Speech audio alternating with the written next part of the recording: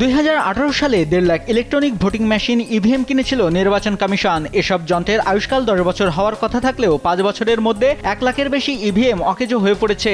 ইভিএমগুলো রক্ষণাবেক্ষণেও কোনো অর্থসংস্থান নেই। এখন এইসব অকেজো ইভিএম নিয়ে নির্বাচন কমিশন কি করবে তা নিয়ে সিদ্ধান্তহীনতায় আছে। এ বিষয়ে নির্দেশনার জন্য সরকারের দ্বারস্থ হচ্ছে সাংবিধানিক এই সংস্থা। নির্দেশনা চেয়ে সরকারকে চিঠি দেবে তারা।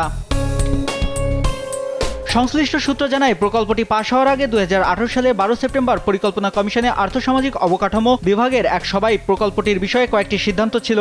এর মধ্যে ইভিএমগুলো সংগ্রহ করার পর সেগুলো যথাযথভাবে সংরক্ষণ করতে হবে। সরবরাহকারী প্রতিষ্ঠান থেকে ইভিএম এর 10 বছরের ওয়ারেন্টির বিষয়টি নিশ্চিত করতে হবে। শেষ পর্যন্ত প্রকল্পটি যেভাবে পাশ হয় তাতে ইভিএম রক্ষণাবেক্ষণের জন্য আলাদা খাত ছিল না। একসঙ্গে 1.5 লাখ ইভিএম না কিনে পর্যায়ক্রমে কেনার পরামর্শ দেওয়া হয়েছিল, কিন্তু সেটাও মানা হয়নি। নির্বাচন কমিশনার মোহাম্মদ আলমগীর 3 এপ্রিল সাংবাদিকদের বলেন, আগের নির্বাচন কমিশনের উত্তরাধিকার হিসেবে তারা ইভিএমগুলো পেয়েছেন। তাদের পর্যবেক্ষণ হচ্ছে ওই সময় যেভাবে প্রকল্পটি পরিকল্পনা করা হয়েছিল তাতে ত্রুটি ছিল। প্রকল্প নেওয়ার আগে পাইলটিং করা হয়নি। এসব যন্ত্র মেরামত, সংরক্ষণ ও ইভিএম পরিচালনায় জনবলের সংস্থান প্রকল্পে ছিল না। এ বিষয়ে সরকারের কাছে প্রস্তাব পাঠানো হবে। তবে তিনি বলেন, বর্তমান প্রেক্ষাপটে নতুন করে ইভিএম কেনার প্রকল্প নেওয়ার পরিকল্পনায় ইসির নেই। কিন্তু দ্বাদশ জাতীয় সংসদ নির্বাচনের আগেও নতুন করে 2 লাখ ইভিএম কিনতে চেয়েছিল বর্তমান কমিশন। এজন্য তারা 8,711 কোটি টাকার একটি প্রকল্প প্রস্তাব পাঠিয়েছিল পরিকল্পনা কমিশনে। তবে অর্থনৈতিক অবস্থা বিবেচনায় এই প্রকল্প পাশ করা হয়নি। ইভিএম কেনার জন্য 2018 সালে নেওয়া প্রকল্পটির মেয়াদ ছিল 2023 সালে জুন পর্যন্ত। পরে মেয়াদ 1 বছর বাড়ানো হয়।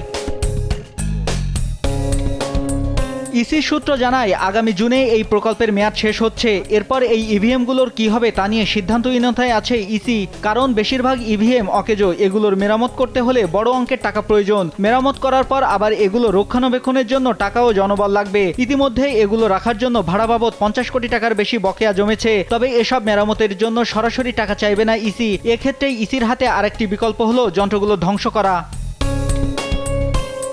2018 সালে জাতীয় সংসদ নির্বাচনের আগে কিনা এসব ইভিএম এর প্রতিটির দাম পড়েছিল প্রায় 2,35,000 টাকা। তখন ভারতের চেয়ে 11 গুণ বেশি দামে এসব যন্ত্র কেনা হয়েছিল। ভোটে ইভিএম এর ব্যবহার নিয়ে রাজনৈতিক অঙ্গনে বড় ধরনের বিতর্ক থাকলেও কমিশন তখন তা আমলে নেয়নি। কেন, কার স্বার্থে এই ইভিএম কেনা হয়েছিল তার তদন্ত করা প্রয়োজন।